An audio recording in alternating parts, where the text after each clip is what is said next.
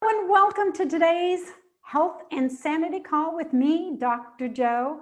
For those of you who haven't been on the call before, I'm a professional speaker, well, at least before all of this, but as a professional speaker helping busy people stay healthy, sane, and productive. I came up with the idea of doing these Health and Sanity calls just to help people like you stay healthy and sane, but just between you and me, it was really to help me stay healthy and sane. And it's done a really good job because I have the privilege to talk to all these exciting people. You know, probably people that wouldn't have returned my phone call before. And now they want to be on my show as if I'm famous. But it is a fun show because we've been talking about the things that we can do. We're not dwelling on all the things that we can't do. That's my personal philosophy. Remember, we started with the Serenity Prayer. We're not focusing on those things we cannot do anything about. We're focusing on the things that we can do. And so I know Dr. Katie from my National Speakers Association local chapter.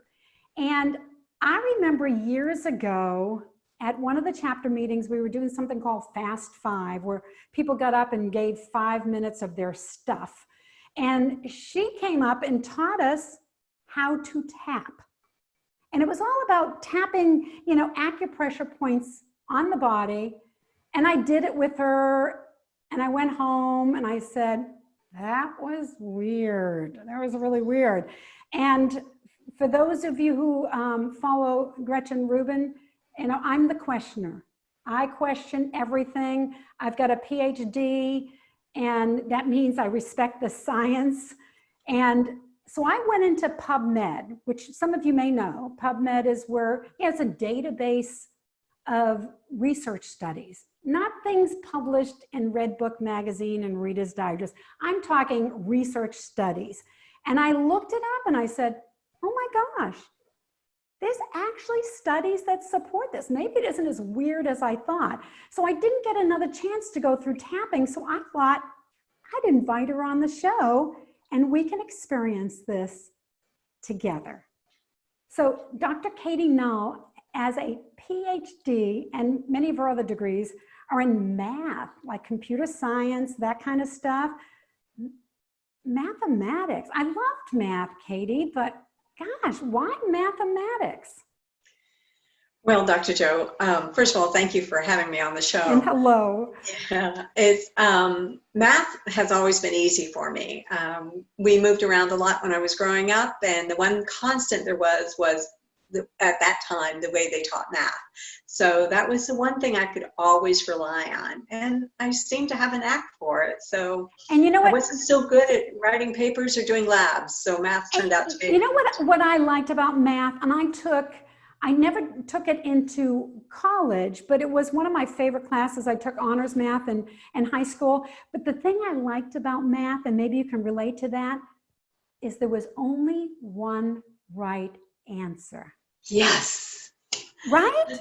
Wouldn't we love that about life? Yes, exactly. You're either right or you're wrong. I love that. Right. Yeah, you're absolutely right. One of my favorite as well.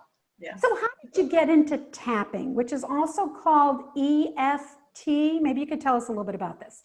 Yeah, tapping, or EFT, Emotional Freedom Technique, is a fabulous method that was designed as a shortcut method by an electrical engineer, Gary Craig. He designed this to help people overcome fear, anxiety, and negative emotions. Now, I got into it by watching a summit that was held in 2010 by Nick Ortner. He holds these summits every year. They're 10-day summits, and they're all about professionals who talk about the effectiveness of tapping. You mentioned the science of it, Dr. Joe, and Dr. Peta Stapleton, who is a college instructor at Bond University in Australia, has created a book that summarized a lot about the science of tapping. I was working on my dissertation at the time, and I wanted to help math students who would come into my office and they would say, I just need one more class to graduate, and it's math. That's great, let's sign you up. And they would burst into tears. I'm like, you're not class, why are you so upset? And we would work on why they were so upset. And I kept trying different things. And sometimes people just need to talk it out and they were fine. But a good number of them just wouldn't even sign up for math and therefore wouldn't complete their degree and were held back in life. And it just didn't seem right. So I tried tapping to help them overcome their fear and anxiety in math. And you know what? For those who are open to it, it actually worked. And I had so many students come back and tell me, oh, Dr. Null, if it hadn't been what they call that voodoo thing, I never would have gotten my degree. So yeah, it was very effective to help math students. But since that time, I now have clients all over the world to help them on a variety of different issues, including math and test anxiety. First of all, I guess I would like to know a little bit more about acupressure. I mean, you can see I wore my hippie outfit today because, you know, I guess I kind of thought the same thing. This is so like unscientific, and yet there is science behind it. How does acupressure work? So acupressure is based on traditional Oriental medicine, which has 12 meridians running through our bodies. And the points that we tap on during emotional freedom technique are where 98% of those meridians combine. And what tapping is a meridian? A meridian is an energy pathway. So it would be an energy pathway that flows through different parts of our bodies. And traditional Chinese medicine believes that these meridians that flow through our organs will also carry energy. And when the energy is disrupted, or there's no longer an ease in moving through there, then that's what causes dis-ease, is that there's a blockage in the energy flow. So just like Western medicine has the different forms of structures, the skeletal structure, the muscle structure, well, traditional Oriental medicine has these 12 energy pathways, and it's based on thousands of years of research. And the meridians that we use on tapping are just 8 different points on our body. Now, the part that really throws people even more, I mean, if this wasn't different enough, but the part that's even more is that while you're tapping, to repeat a negative emotion that you're feeling. Now, that goes against... You want to tap the negative emotion, not the positive. Exactly. And that throws people more than anything. My first guinea pig was my husband. And I sat him down. I said, okay, so tell me what negative emotion you're feeling. And he turned and looked at me. He said, we've been married long enough that I know that's a loaded question. He said, you've been telling me all these years that I'm supposed to be positive, so I only have positive emotions. And I said, well, you know what? That's not working. So we're going to try something different. So you have to kind of think about either, if not a negative emotion, maybe a negative feeling or a sensation. As a great example, I was teaching a math class and teaching them, the students, tapping, and I asked them, how do you feel about math? And some people would come up with a lot of different emotions. And one guy raised his hand. He said, the way I feel about math is I feel like I'm in a rowboat in the middle of the ocean, and there's this huge hole in the bottom of the rowboat, and water's coming up over me, and I'm going down fast. And I thought, oh my gosh. That was his emotion. Now, how do you repeat something as long as that? Well, you know, Dr. Joe, that's a really important thing, is that you do repeat other people's words. So if I had said, when I was working with him, if I had said, oh, I feel hopeless, because to me, that's what it would sound like. That's not what he said. And so whatever you say is something that's embedded in your brain, right, in your amygdala, and that's what we need to work on. You can't have positive emotions if your soul and your heart is full of negative emotions. And the key word there is emotion, right? And so if you think about the word emotion, there's motion in there. So we have an emotion, but we're supposed to release it. And too many of us hold on to it, me included. We hold on to our emotion because it serves a purpose. We can tell a story, or we may get sympathy, or there may be something good that comes out of us to be able to hold on to that emotion. And what tapping does is allows that motion to move through us so that now we have room for all the positive emotions. Okay.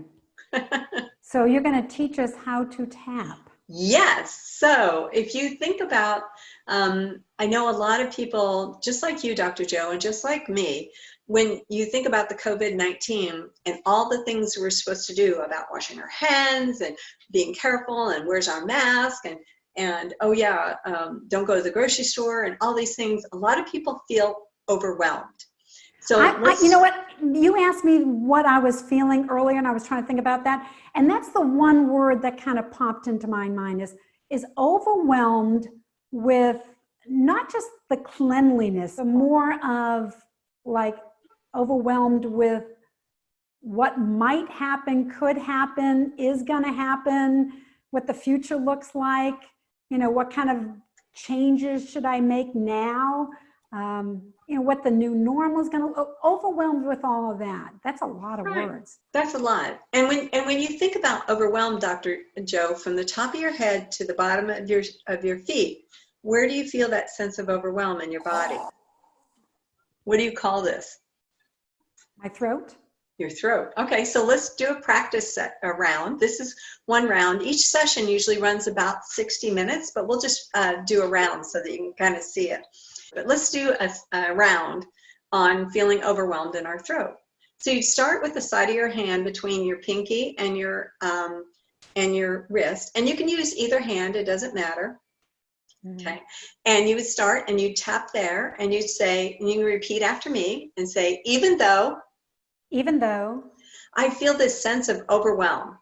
I feel this sense of overwhelm. And I feel it in my throat. And I feel it in my throat. Right here, right now, I feel safe anyway. Right here, right now, that's a lot of words. I feel safe anyway. Now, are those all true statements? Yes.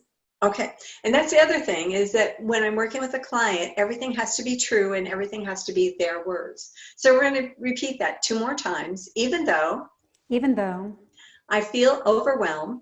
I feel overwhelmed. In my throat. In my throat. Right here, right now. Right here, right now. I feel safe anyway. I feel safe anyway. Even though I feel overwhelmed. I feel overwhelmed. In my throat. In my throat. Right here, right now. Right here, right now. I feel safe anyway. I feel safe anyway. And then you can use your right hand, your left hand, or both hands, and you start on the top of your head and say, I feel overwhelmed. I feel overwhelmed. And then I'm going to get a little closer. On the edge of your eyebrow, right above your nose, and you say, I feel overwhelmed. I feel overwhelmed. And then on the side of your eye, between your eye and your hairline, you can say, I feel overwhelmed. I feel overwhelmed. And I'm going to lift my glasses a bit and go under the eye. That's where I keep all my bags, Dr. Joe. I feel overwhelmed in my throat. I feel overwhelmed in my throat. And then under your nose, I feel overwhelmed. I feel overwhelmed. And then under your lips, I feel overwhelmed. I feel overwhelmed. And then you can use both hands or spread the fingers and on your collarbone and say, I feel overwhelmed. I feel overwhelmed. And then you can do the monkey move about 4 inches below your armpit, or you can give yourself a hug if you want. Yeah, that's nice. Say, I feel overwhelmed. I feel overwhelmed. And then blow air out and then breathe in.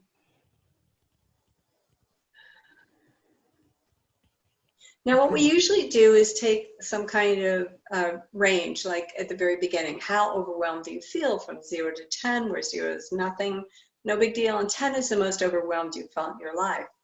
Mm-hmm. Almost every time that I do a round with someone, a couple of things will happen. The level will go down, and they'll say, you know, I don't feel overwhelmed anymore. Right now I feel kind of, and then they'll give me a new emotion. Sad, angry, upset, right? Something else pops up. Or they'll say, you know, now that I'm thinking about it, I don't think it's really the COVID. I really think it's the fact that I'm worried about, and then they'll tell me their finances, their relationship, whatever. And so we kind of go off in all of these other directions, which is where the 1 hour comes in. Oh, okay. I can see where You're right. That would open up the next avenue. Rena, who you and I both know, had posted on Facebook, something about retirement. Yes. Yes. And I think that struck a chord in me as well. Like, oh, wow. Not only do I feel overwhelmed with what's going on right now retirement, what is it going to look like? How is it going to be different from how I thought it was? What exactly I'm going to do? So I can see how you can go from one emotion to another feeling of sort, I don't know if you can call retirement an emotion, but but it's all about fear of the unknown, I guess. Right. So, yes. Dr. and Hans then you do tapping about that. It might lead to something else. Oh yeah. Oh, absolutely. And I actually have clients who have been sent to me maybe by their spouse, their parent, their child, somebody else. And they'll start off with, I don't believe in any of this stuff. And I'll say, that's great. So if you'll just tap along with me, and we're going to tap along with, I don't believe in any of this stuff. I don't believe in it. So we will actually tap on the fact that they don't believe any of it will work. And then afterwards they'll go, well, that was kind of interesting. Oh, wow. That is fascinating. Now, to find more information about you and what you do, Katie, where can we find you? So my website is a little bit of a pun. It's my last name, Nall, N-A-L-L, followed by the word edge, E-D-G-E-C-O for company. So it's knowledgecompany.com, NALLEDGECO.com. And they can always email me at hello@drnall.com, and that's spelled HELLO@DRNALL.com. Or they can give me a call. I'd love to talk to somebody. My phone number is 772-226-0167. Love to hear from you. What was that phone number again, Katie? 772-226-0167. That's fabulous. And I know you did a TED Talk. What was the TED Talk about?